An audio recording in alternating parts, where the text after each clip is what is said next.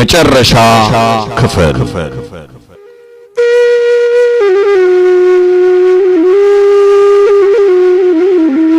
በክፎች ምክር ያልሄደ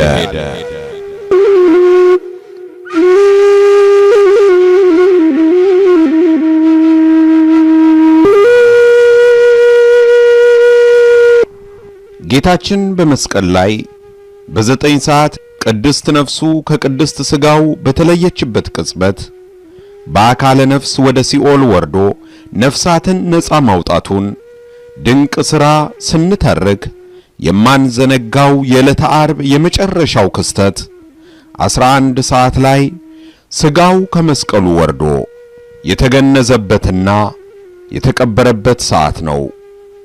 በመሸም ጊዜ የማዘጋጀት ቀን ስለነበረ በጎና ጻድቅ የከበረ የሸንጎም አማካሪ የሆነ ዮሴፍ የሚባል ሰው ነበር። ይህም በክፎች አይሁድ በምክራቸውና በሥራቸው አልተባበረም ነበር። አርማትያስም ከምትባል ከአይሁድ ከተማ ሆኖ እርሱ ደግሞ የእግዚአብሔርን መንግሥት ይጠባበቅ ነበር። ይኸውም ወደ ጲላጦስ ቀርቦ የኢየሱስን ሥጋ ለመነው። ዮሴፍ የአይሁድ የሸንጎ አማካሪ የሆነ የተከበረ ሰው ነው። የነቢዩ ሳሙኤል የትውልድ አገር ከሆነችው ከአርማትያ የሆነው ይህ ሰው በገሊላ አውራጃዎች የሚያስተምረውን የጌታችንን ትምህርት ሰምቶ ያመነና ከአይሁድ ሸንጎ አባላት ውስጥ ሆነው የኢየሱስ ክርስቶስ ደቀ መዛሙርት ከነበሩ ሰዎች አንዱ ነበር። አይሁድን ስለፈራ በስውር የኢየሱስ ደቀ መዝሙር የነበረ እንደሚል ይህ ሰው የክርስቶስ ደቀ መዝሙርነቱን በአይሁድ ዘንድ ያልገለጠ ክርስቲያን ነበር።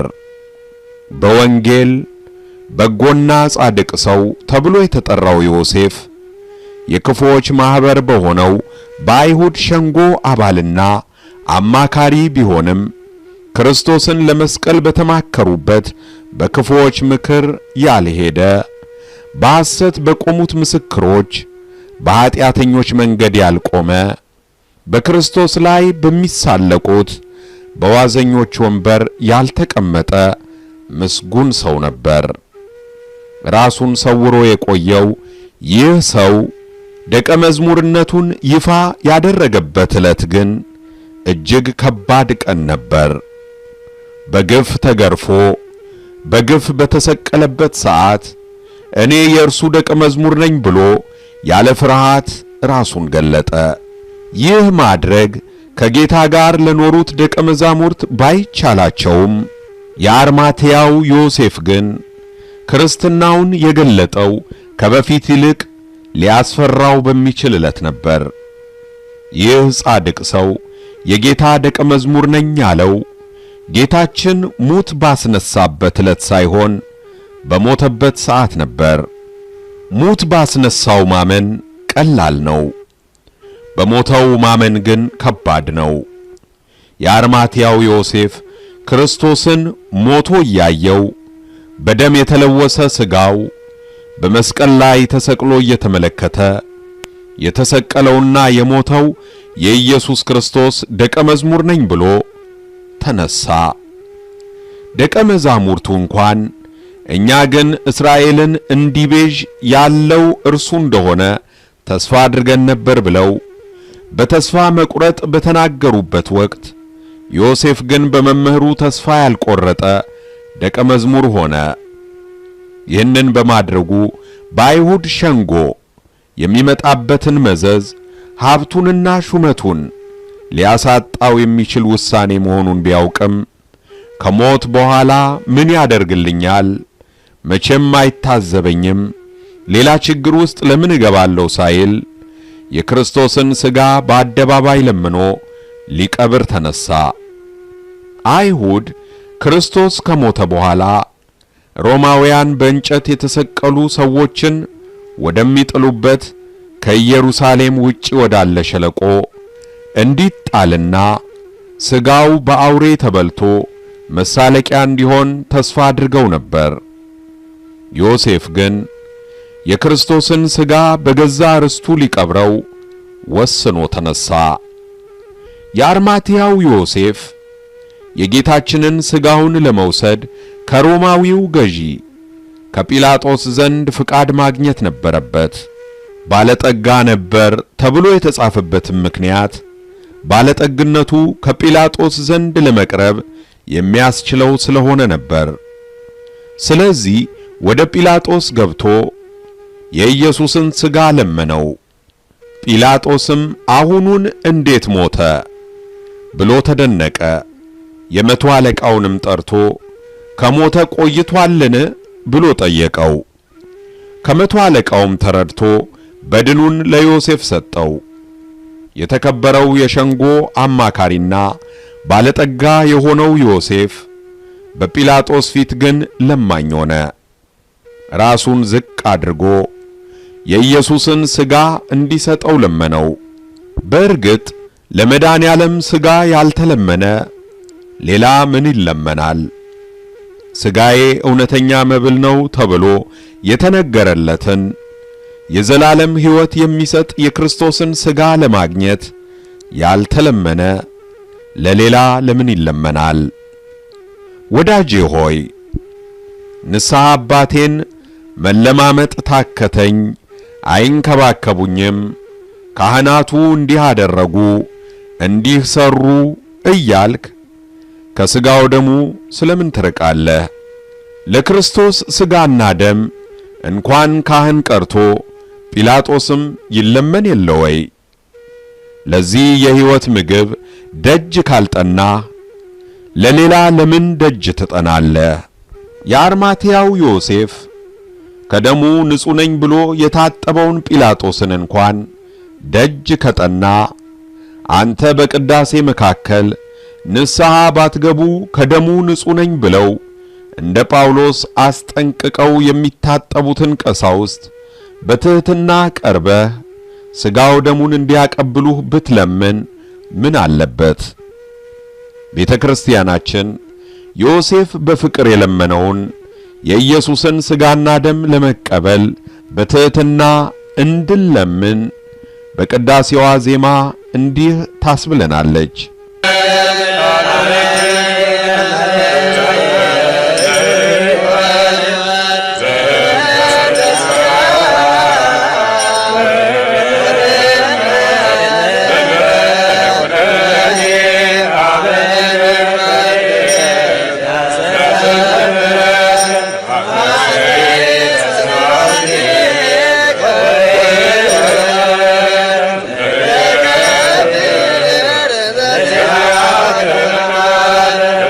ይህንን ሥጋና ደም ያለ ፍርድ እቀበለው ዘንድ ስጠኝ። አንተን ደስ የሚያሰኝህን ፍሬ አፈራ ዘንድ በምስጋናህ እገለጥ ዘንድ ያንተን ፍቃድ እየሠራሁ ለአንተ እኖርልህ ዘንድ ስጠኝ። የአርማትያው ዮሴፍ የጌታችንን ሥጋውን እንደተቀበለ ኒቆዲሞስ የተባለው የአይሁድ አለቃ 100 ንጥር የሚያህል የከርቤና የእሬት ቅልቅል ይዞ መጣ። የኢየሱስንም ሥጋ ወስደው እንደ አይሁድ ያገናነዝ ልማድ ከሽቶ ጋር በተልባ እግር ልብስ ከፈኑት። ኒቆዲሞስ ለመጀመሪያ ጊዜ ወደ ጌታ በሌሊት ተደብቆ መጥቶ በክርስቶስ ትምህርት ብርሃንነት የልቡ ጽልመት የተገፈፈለት እንደ አይሁድ መምህርነቱ በልቡ ተኮፍሶ ትልቅነቱን አስቦ በጨለማ ሄዶ ትንሽነቱን ተምሮ ከትንሽም በታች ገና ያልተወለደና መወለድ የሚያስፈልገው መሆኑን ሰምቶ የተመለሰው ሰው ነበር። ይህ ሰው ለሁለተኛ ጊዜም እምነቱ በአይሁድ ፊት የተፈተነ ሲሆን የክርስቶስ ደቀ መዝሙርነቱን በግልጽ ለመናገር ባይደፍርም ፈራ ተባ እያለ ለጌታችን ወግኖ ነበር። ዛሬ ግን ፈራ ተባ ማለቱን ትቶ ለጌታው የመከራ ቀን ወዳጅነቱን አሳየ። ከአርማትያው ዮሴፍ ጋር ሆነው የክርስቶስን ሥጋውን ለመገነዝ በቁ።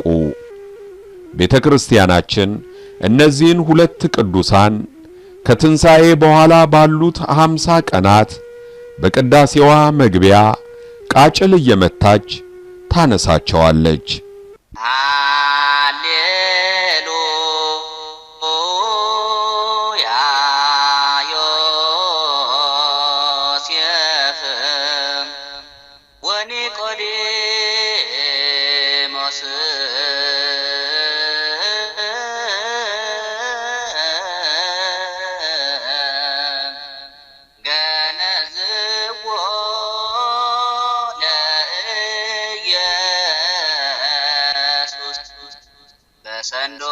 ሰንዶናት ለዘተንሳሙ ታን በመንፈርኪን ሃሌሉያ! ዮሴፍና ኒቆዲሞስ በሚደነቅ ጥበብ ከሞት የተነሳውን ኢየሱስን በበፍታ ገነዙት። እንዲሁም በቅዳሴ ላይ ሰራኢውን ካህን የሚራዱት ቀሳውስት የዮሴፍና የኒቆዲሞስ ምሳሌ ሲሆኑ የሚቀድሱትም የጌታችን ሥጋውን የገነዙትን ሰዎች ክብር እንዳገኙ እያሰቡ ነው። ወደ ቤተ ክርስቲያን ስንገባ የክርስቶስ መቃብር ምሳሌ የሆነውን የቤተ ክርስቲያንን ደጃፏን ከተሳለምን በኋላ ግራ ቀኝ የምንስመው ጌታን የገነዙትን እነዚህን ሁለት ቅዱሳን በማሰብ ነው። በእርግጥም ፈጣሪን መገነዝ እንዴት ያለ ክብር ነው! ሙታንን የሚያስነሳቸው አምላክ ሞቶ፣ ደካሞችን የሚያጸናቸው አምላክ ደክሞ፣ ነፍሱ ከሥጋው ተለይታ ሳለ መለኮት የተዋሃደውን ቅዱስ ሥጋውን መገነዝ እጅግ ታላቅ ክብር ነው። ዮሴፍና ኒቆዲሞስ ጌታን ሲገንዙ ምንኛ ይንቀጠቀጡ ይሆን? ቅዱስ ኤጲፋኒዮስ እነዚህን ሁለት ሰዎች እንዲህ ሲል ይጠይቃቸዋል። ከእጃቸው በላይ ከፍ አድርገው የሚሸከሙት ኪሩቤል በፊቱ የሚንቀጠቀጡለትን እርሱን ስታዩ ታላቅ ፍርሃት አልፈራችሁም ይሆን? አምላካዊ ሰውነቱን ስትገልጡና በፍታ ልብስን ስታለብሱት በእንዴት አይነት ፍርሃት ነበር! ከተፈጥሮ በላይ የሆነውን አምላክ ሥጋውን ስትመለከቱ አልተጨነቃችሁምን? የአርማትያው ዮሴፍ ሆይ ንገረኝ፣ የምስራቆች ሁሉ ምስራቅ የሆነውን ጌታ እንዴት እንደ አይሁድ ልማድ ፊቱን ወደ ምስራቅ አዙረህ ቀበርከው? በንጹሕ ጣቶቹ የዕውሩን ዐይን ያበራውን አምላክ ዐይኖቹን እንዴት በጣትህ ከደንሃቸው? የዲዳውን አንደበት የከፈተውን አምላክ አፉን እንዴት ገጠምከው? የሽባውን እጆች የፈወሰውን ጌታ እጆቹን እንዴት አድርገህ አጣመርካቸው? የሽባውን እግሮች ያራመደውንስ ጌታ እንዴት እግሮቹን አሰርካቸው? ራሱን ባዶ ባደረገውና ዓለምን በቀደሰው በሰማያዊው ከርቤ በኢየሱስ ክርስቶስ ላይ እንዴት ከርቤን አፈሰስህበት? ሁሉን ከኀጢአት ያጠበውንና ያነጻውን አምላክ እንዴት ሰውነቱን በውሃ አጠብከው? ሰውን ሁሉ ብሩህ ለሚያደርገው ለእርሱ እንዴት ያለ መብራት አበራችሁለት ይሆን እያልኩ አደንቃለሁ። የመላእክት ሰራዊት ሁሉ የሚዘምሩለትን እርሱን እንዴት ያለ ዝማሬ እየዘመራችሁ ቀበራችሁት ይሆን?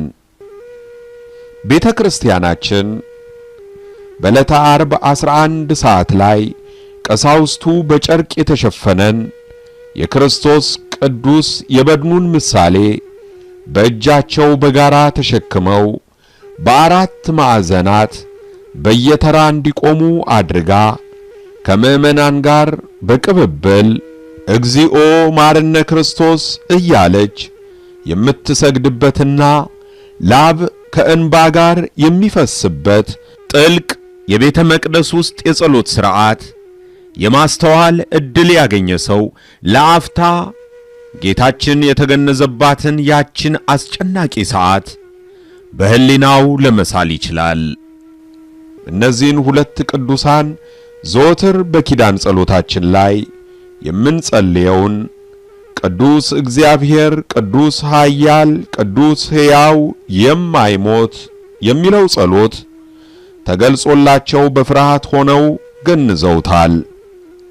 ከዮሐንስ በቀር ደቀ መዛሙርቱ ሁሉ ትተውት በሸሹበት በዕለተ ዓርብ ጌታችንን የገነዙ እናቱንም ከሚብስ ሐዘን ያጽናኑ እነዚህ ቅዱሳን ምስጉኖች ናቸው።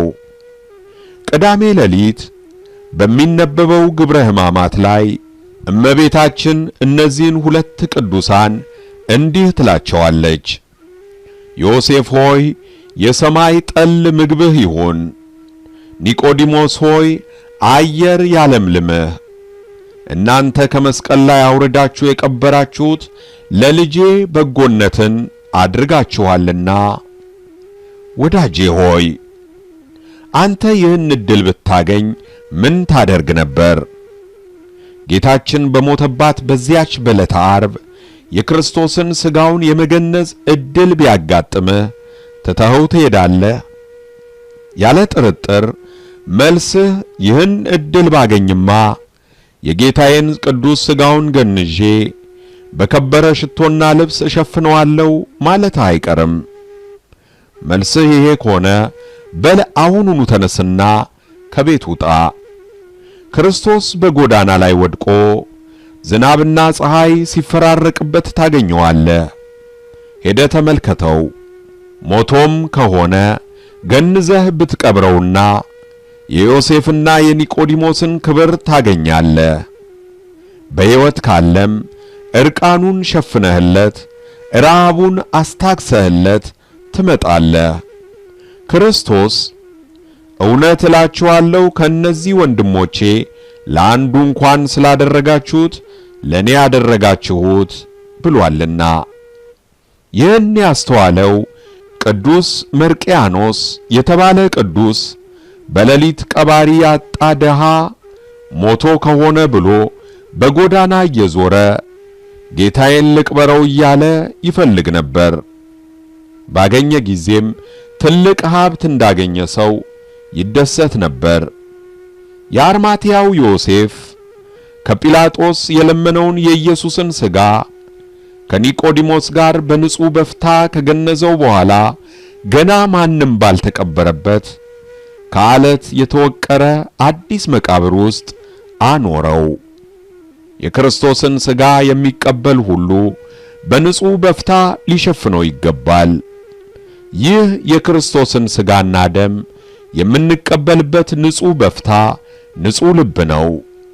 የምናስቀምጥበት መቃብርም ማንም ያልተቀበረበት አዲስ ሊሆን ይገባል።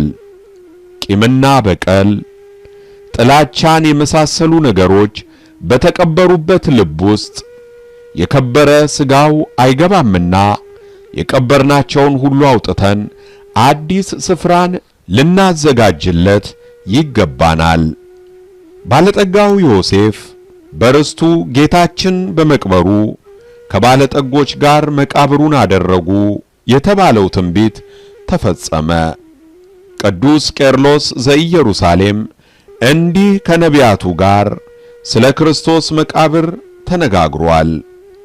በእርግጥም ጌታችን የት ተቀብሮ እንደነበር ማወቅ እንፈልጋለን። መቃብሩ በእጅ የተሰራ ነበር? እንደ ነገሥታት መቃብር ከመሬት ከፍ ያለ ነበር? ዋሻው ከተገጣጠሙ ድንጋዮች የተሰራ ይሆን? በላዩስ ምን ነበረበት? ነቢያት ሆይ ስለዚህ መቃብር ትክክሉን ንገሩን፣ ወዴት እንፈልገው? እነርሱም እንዲህ ሲሉ መለሱ፣ ከእርሱ የተቆረጣችሁበት ድንጋይ ከእርሱም የተቆፈራችሁበትን ጉድጓድ ተመልከቱ። ወንጌሉም ከተወቀረ ዓለት ይላል። የመቃብሩ በርስ እንዴት ያለ ነው? ዳግመኛ ነቢዩ እንዲህ ሲል ይመልሳል፣ ሕይወቴን በጉድጓድ አጠፉ፣ በላይም ድንጋይን ጣሉ። የአርማትያው ዮሴፍ የጌታችንን ሥጋ በሰው እጅ ባልተሰራው ማንም ባልተቀበረበት መቃብር በክብር ካሳረፈው በኋላ መቃብሩን በትልቅ ድንጋይ ዘጋው። ጌታችንን በገዛ ርስቱ ላይ መቅበሩ የሚመጣበትን መከራ ለመቀበል እንዳልፈራ ያሳያል። ለነገሩ ዮሴፍ የሚባሉ ሰዎች ልማዳቸው እንዲህ ነው። ክርስቶስን በተወለደበት ዋሻ አረጋዊው ዮሴፍ እንዳገለገለው አሁን ደግሞ በተቀበረበት ዋሻ የአርማትያው ዮሴፍ አገለገለው። የቀደመው ዮሴፍ ለእግዚአብሔር ማደሪያ የሆነች በሰው እጅ ያልተሰራች በድንግልና የታተመች ቅድስት ማርያም የተባለች ያለውን ሸጦ የገዛት ርስት ነበረችው።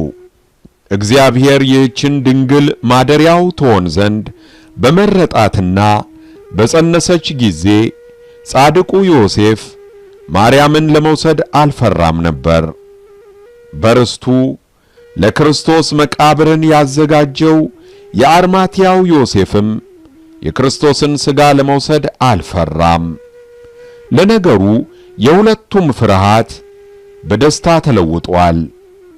ዮሴፍ ሊወስዳት ያልፈራው ድንግል የድንግልናዋ ማኅተም ሳይፈታ አምላክን እንደወለደች በአርማትያው ዮሴፍ ርስት ባለው መቃብርም የድንጋዩ ማኅተም ሳይፈታ መድኃኔዓለም ከሞት ተነስቷል።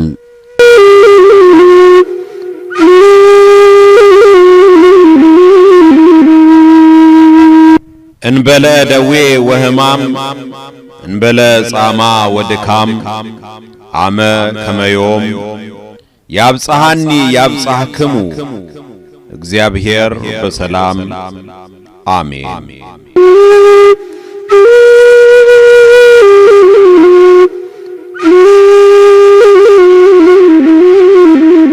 ሁልጊዜ ድል በመንሳቱ ለሚያዞረን በእኛም በየስፍራው ሁሉ የእውቀቱን ሽታ ለሚገልጥ ለአምላክ ምስጋና ይሁን።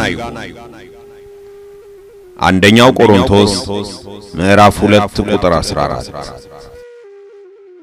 ስለ መጽሐፉ የተሰጡ የቤተ ክርስቲያኒቱ አበው ሊቃውንትና መምህራን አስተያየት። አንድ ክርስቲያን በጾም ወቅት ብቻ ሳይሆን ምንጊዜም አይኑ እንደ ሰጎን እንቁላል ቀራንዮን እየተመለከተ የተከፈለለትን ዋጋ ማስታወስ አለበት። ሕማማተ መስቀሉን ሲዘነጋ ወደ ኃጢአት መሄድ ይጀምራል። ኃጢአት መስራትን የሚጀምረውም የተደረገለትን ውለታ ማሰብ ሲያቆም ነው። ይህ ሕማማት የተሰኘ መጽሐፍም የክርስቶስ ሕማም እኛ ባጠፋነው ካሳ የተከፈለበት እንደሆነ የተቀበላቸው ጸዋትወ መከራ ምን ያህል ጽኑ እንደሆኑ የሚያሳይ መጽሐፍ ነው። መጽሐፉ ጥንታዊው የቤተ ክርስቲያኒቱ ሊቃውንት አስተምህሮ የያዘ ሲሆን በውስጡም ለሰባኪያን መንገድ የሚያሳዩ የመጽሐፍ ቅዱስን ታሪክ እንዴት ከኛ ሕይወት ጋር ማገናዘብ እንደምንችል የሚጠቁሙ ስልቶችም ይገኛሉ። ሊቁ አፈወርቅ በተግሳጹ የሚያነብሰው መጀመሪያ የመጽሐፉን ባለቤት ማወቅ እንደሚገባው እንዳስተማረ ስለ መጽሐፉ አዘጋጅም ምስክርነታችንን መስጠት ግድ ይለናል። ልጃችን መምህር ሄኖክ ኃይሌ በአገረ ስብከታችን እንዲያገለግሉ ከምንመርጣቸውና ከምንወዳቸው በሕይወትም በእውቀትም የተሟላ ስብዕና ከምናገኝባቸው ሰባኪያን አንዱ ነው። በስደትና በመከራ ያሉትን ልጆቻችንን ለማጽናትና ለማስተማር በሀገረ ስብከታችን ባሉ ሀገራት ያልተገባበት ደብር የለም ማለት እንችላለን። በተለይም በዱባይ ተነስተው የነበሩ ሰርጎ ገብ መናፍቃንን ጥርስ የሌለው ጅብ በማድረግ ያገለገለ የቤተ ክርስቲያን ጌጥ፣ የቤተ ክርስቲያን ውበት የሆነ ልጃችን ነው። በዚህ መጽሐፉም ላይ ሆነ በሚያስተምርበት ጊዜ የመስቀሉ ነገር ሲነሳ አብራ የምትነሳውን የወላዲት አምላክን ነገር በተለመዱ የወንጌሉ ክፍሎች ላይ አዲስ የተጻፉ እስኪመስሉ ድረስ ምስጢራትን ሲያብራራ ተመልክተናል። እንዲህ አይነቱ ምስጢር ደግሞ ከፍቅር እንጂ ከእውቀት ብቻ የሚመነጭ አይደለም። ረጅም ዕድሜንና ሙሉ ጤንነትን እንዲሰጥልን የአባቶቻችን አምላክን ለምናለን። እግዚአብሔር ይባርክልን። ብፁዕ አቡነ ድሜጥሮስ በሊባኖስ በተባበሩት አረብ ኤሚሬትስና አካባቢው አገረ ስብከት ሊቀ ጳጳስና የቅዱስ ሲኖዶስ አባል።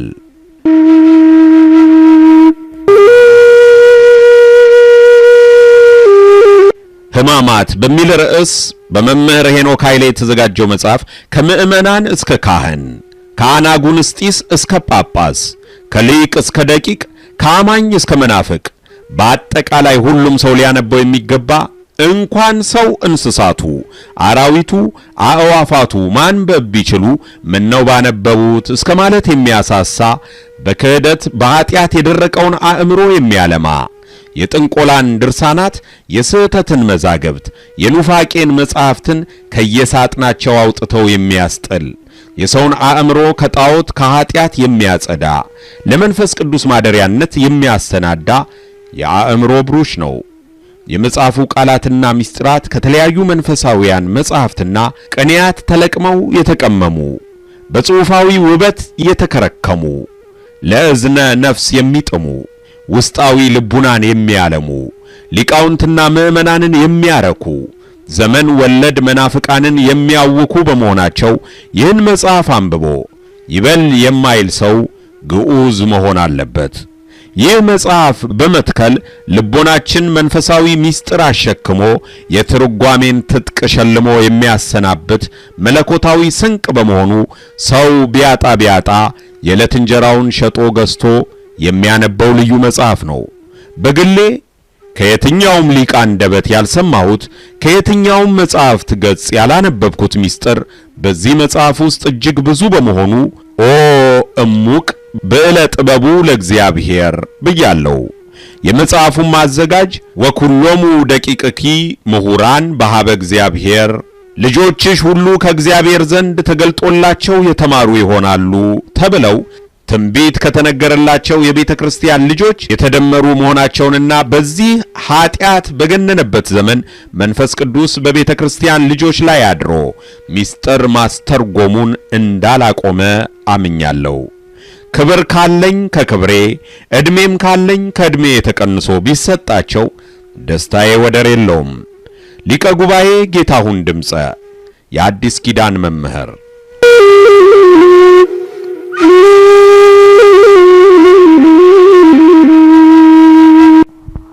የጌታችን ሕማማትን የመቀበሉ ነገር የታላቅነቱ ገናናነት መገለጫ እንጂ የደካማነት አይደለም። የክርስትና አምላክ ትሑት እንኳን መሆን ያላቃተው አምላክ ነው እንዳለ አንድ ሊቅ፣ ራሱ ጌታችንም ኃይሌ በድካም ይፈጸማል ብሏል።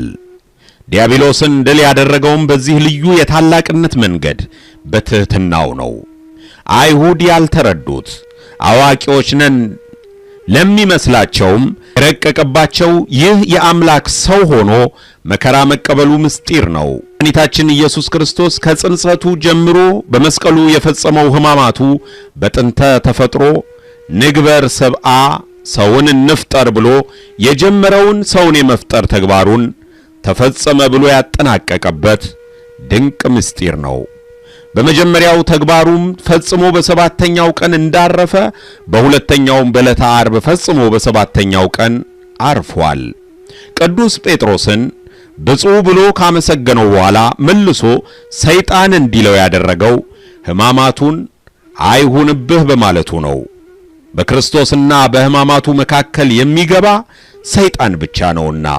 ቅዱስ አግናጢዮስ ወደ ሮም እየተወሰደ ሳለ በዚያ የነበሩ ክርስቲያኖች ለክርስቶስ መስክሮ ከመሞቱ እንዳያግዱት በጻፈው የተማጽኖ ደብዳቤ ላይ ልዩ የሆነውን ብርሃን ገንዘብ እንዳደርግ ፍቀዱልኝ፣ እዚያ ደርሼ ስለ ክርስቶስ መስክሬ ስሞት ያን ጊዜ ሰው ሆናለሁ ብሏል።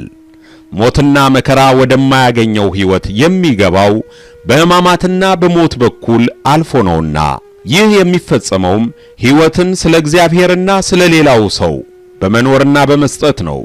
ከቤተ ክርስቲያን ምስጢራት፣ ከጥምቀት፣ ከቁርባን፣ ከንስሐና ከሌሎቹም ከመንፈሳዊ ተጋድሎ ሁሉ የምንሳተፈው በሕማማቱ የተሰጠንን ሰው መሆን ገንዘብ ለማድረግ ነው። የጌታችን ሕማማቱ የሕይወትን ብቻ ሳይሆን የሕማምንና የስቃይን የሞትንና የመቃብርን ምንነት ሁሉ ለአንዴና ለመጨረሻ የቀየረ ነው። ስለሆነም ነገረ ሕማማቱ ተብራርቶ የማያልቅ ታስቦ የማይዘለቅ በተዘክሮ ብቻ እየተጣጣመ ከክብር ወደ ክብር የሚሸጋገሩበት ተወጥቶ የማያልቅ መሰላል ነው። አራቱ ወንጌላውያንም በስፋትና በአንድነት ተባብረው የጻፉት ነገር የጌታችን የሕማማቱን ነገር ነው። ዲያቆን ሄኖክ ኃይሌ ነገረ ሕማማትን በተመለከተ በአራቱም ወንጌላውያን እንደ ወርቅ ተንከብልለው እንደ ሸማ ተጠቅልለው የተቀመጡትን አረፍተ ነገሮችና ኃይለ ቃሎች ነገረ አምላካዊ ጽንሰ ሐሳባቸውንና ታሪካዊ አውዳቸውን ፈልፍሎ በማውጣት ቅደም ተከተላዊ ፍልሰታቸውን ጠብቆ በማስቀመጥ ለመረዳት ምቹ በሆነ ሁኔታ አቅርቦልናል። የእግዚአብሔር ቃል ሁለት አፍ ያለው ሰይፍ እንደመሆኑም በነገረ ሕማማቱ ውስጥና ዙሪያ የምናገኛቸውን ሰዎችና ድርጊታቸውን ብቻ አሳይቶ የሚያበቃ ሳይሆን ለራሳችን መውሰድ የሚገባንን ተግባራዊ ትምህርት ምን እንደሆነም እንደ መስታወት ከፊታችን አቅርቦ ያሳየናል። እንዲህ እያደረገ እየሳበ ወስዶ ራሳችንን ከእግረ መስቀሉ ስር ከመቤታችን አጠገብ እንድናገኘው ያደርገናል። ዲያቆን ሄኖክ ኃይሌ ጥልቅና ረቂቅ ከሆነው ኦርቶዶክሳዊ የነገረ ክርስቶስ ትምህርት እንጠጣ ዘንድ በጥሩ ጽዋ ቀድቶ አቅርቦልናል። ስለሆነም ስለ ነገረ ሕማማቱ ጥሩ ዕውቀት ለማግኘት በተለይም ደግሞ በነገረ ሕማማቱ ዙሪያ ማንኛውም ሰው ራሱን የሆነ ቦታ ላይ ሳያገኘው ስለማይቀር ራሱን ለማየትም ሲል ቢያነበው ብዙ ጥቅም እንደሚያገኝበት እርግጠኛ ነኝ። ዲያቆን ያረጋል አበጋዝ የነገረ መለኮት ምሩቅና በአዲስ አበባ ዩኒቨርሲቲ ንግድ ሥራ ኮሌጅ መምህር።